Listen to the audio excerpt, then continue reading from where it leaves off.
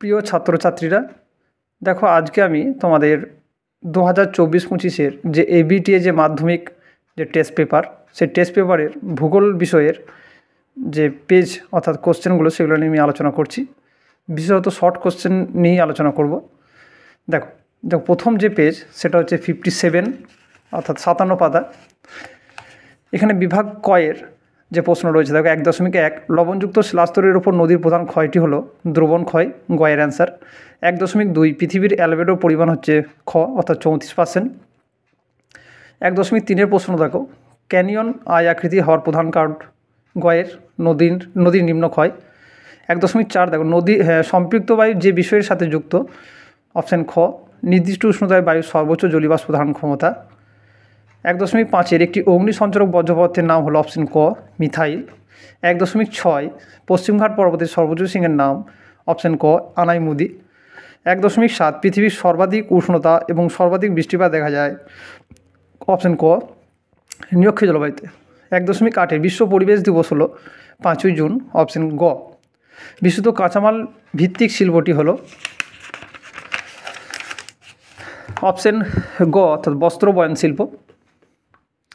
ভারতের দীর্ঘতম জাতীয় সড়কপথটির নাম হচ্ছে NH7, অপশন ক।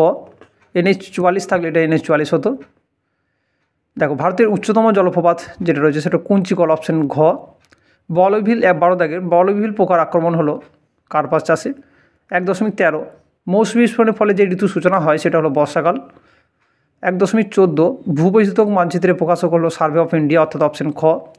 বিভাগ ক্ষয়ের দেখো শুদ্ধ অশুদ্ধ যে কোনো 6টি প্রশ্ন উত্তর দাও। নীলনদের বদ্বীপ পাখির পায়ের আঙুলের মতো, এটা ভুল, কারণ নীলনদের বদ্বীপ হলো ধনুক আকৃতি বদ্বীপ। 1.2 ভারতের সর্বোচ্চ মালভূমি হলো ডেকান ট্রাপ, এটাও ভুল, কারণ সর্বোচ্চ মালভূমি হলো লাদাখ মালভূমি। ডেকান ট্রাপ ভারতের বৃহত্তম মালভূমি। 1.3 স্কাবার পদ্ধতিতে বায়ু ধোঁয়া এবং বর্জ্য নিষ্কাশন করা হয়, ঠিক। 2.14 টর্নেডো একটু নিয়ত বায়ুপ্রবাহ, এটা ভুল, এটা একটা আকস্মিক বায়ুপ্রবাহ। 2.15 পিঙ্ক সিটি বলা হয় জয়পুর, এটা ঠিক। 2.16 ডিমের ঝুড়ি ভূমিরূপটি গঠিত হয় নদীর সঞ্চয় কাজের ফলে, এটা ভুল। 1.7 দেখো বাতাসে ভাসমান অতি সূক্ষ্ম কঠিন বস্তুকণাকে অ্যারোসল বলা হয়, এটা ঠিক। 2.2 শূন্যস্থান পূরণ।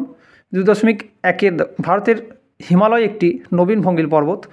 2.2 ফ্লাই অ্যাশের প্রধান উৎস হলো তাপবিদ্যুৎ কেন্দ্র। 2.3 শহর থেকে দূরে নিচু খোলা জায়গায় বর্জ্যপদার্থ জমাকে বলা হয় ভটকরণ বা ল্যান্ডফিল। 2.4 ভারতের প্রথম পাতাল রেলপথ চালু হয় কলকাতা শহরে 1984 সালে। আইটিসিজে দেখা যায় নিরক্ষীয় অঞ্চল বরাবর। 2.6 ব্ল্যাকফুট রোগ হয় আর্সেনিক দূষণের প্রভাবে। 2.7 শীতকালে শিল্পাঞ্চলে জলীয়বাষ্প ঘনীভূত হয়ে ধূলিকণার সাথে মিশে তৈরি হয় কুয়াশা। 2.3 দেখো ভারতের 3.1 ভারতের বৃহত্তম নদীদ্বীপটি হলো মাজুলি, যেটা আসামে ব্রহ্মপুত্র নদীর তীরে রয়েছে। 3.2 বায়ুর সঞ্চয় কাজের ফলে গঠিত দুটি ভূমিরূপের নাম হলো বালিয়ারি এবং লোয়ের সমভূমি।